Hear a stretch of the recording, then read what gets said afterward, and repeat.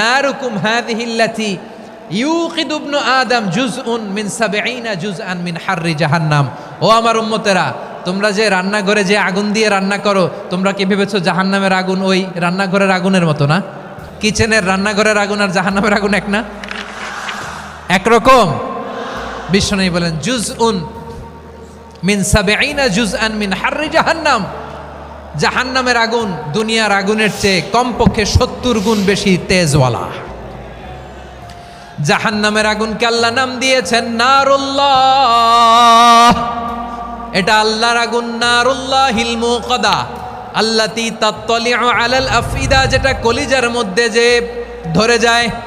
দুনিয়ার আগুন হাতে লাগলে হাত জ্বলে, পায়ে লাগলে পা জ্বলে। জাহান্নামের আগুন দেহের যেই জায়গায় লাগুক না কেন, সাথে সাথে কলিজাটা জ্বলে ছাই হয়ে যাবে। ওই জাহান্নামে আমরা যেতে চাই?